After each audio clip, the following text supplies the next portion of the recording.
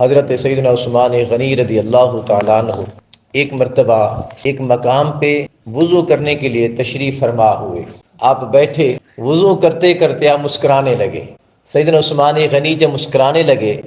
تو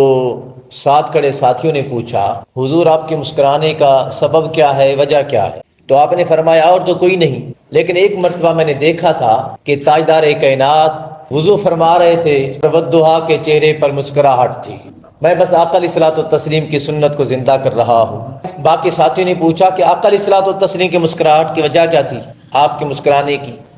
تو حضرت عثمان غنی فرمانے لگے کہ ہم نے بھی اسی طرح آقا علیہ الصلوۃ والتسلیم سے پوچھا تھا۔ آقا علیہ الصلوۃ والتسلیم نے وجہ یہ بتائی تھی۔ آقا نے فرمایا کہ جو کوئی بھی شخص اچھے طریقے سے وضو کرے، من توضأ فاحسن الوضوء، بہترین کامل وضو کرے، ثم دخل فصلی، پھر وہ اللہ کے گھر میں داخل ہو، 2 رکعت نماز نفل ادا کرے، زیادہ نہیں بتائیں، صرف 2 رکعت جب بندہ پڑھتا ہے تو فرمایا غفر له ما بینہ و بین الصلاۃ الاخری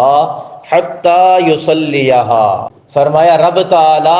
پچھلی نماز سے لے کر اس نماز تک کے درمیان کے جو گناہ اس نے بندے نے کیے تھے، رب کریم سارے کے سارے مٹا دیتا ہے۔ اس لیے آقا نے فرمایا میں مسکرا رہا۔ اور سیدنا عثمان غنی کہنے لگے میں آقا علیہ الصلوۃ والتسلیم کی سنت کو یاد کر کے میں بھی مسکرا رہا کہ رب کریم کی مہربانی تو دیکھو، جب بندہ ایک نماز کے بعد اگلی نماز جب پڑھتا ہے تو اس کے درمیان جو وہ خطائیں کر چکا ہوتا ہے، گناہ کر چکا ہوتا ہے، تو رب کریم نماز کے طفیل اس کے سارے گناہوں کو مٹا دیتا ہے۔ اب دیکھیے کہ نماز کتنا بڑا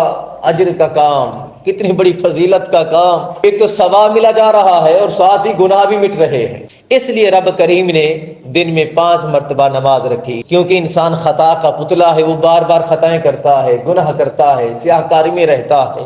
لیکن رب کریم فرماتا ہے بار بار نماز اس لیے رکھ رہا ہوں تاکہ ایک نماز کے بعد اگلی نماز تک اور درمیانے وقت میں اس نے جو کچھ بھی خطاؤں میں کیا ہے تاکہ میں اس کی خطائیں مٹا دوں، جب میرا بندہ میری بارگاہ میں حاضر ہو تو مصفا اور پاک ہو کر حاضر ہو جائے۔ اسی طرح آقا علیہ الصلوۃ والتسلیم کا فرمان علی شان ہے، آقا نے فرمایا ایک نماز اگلی نماز تک، ایک جمعہ اگلے جمعہ تک، ایک رمضان اگلے رمضان تک کے درمیان کا جو وقت ہے اس میں بندہ جو کچھ خطائیں کرتا ہے رب کریم نماز، جمعہ، رمضان کے وسیلے سے اس کے ساری خطائیں مٹا دیتا۔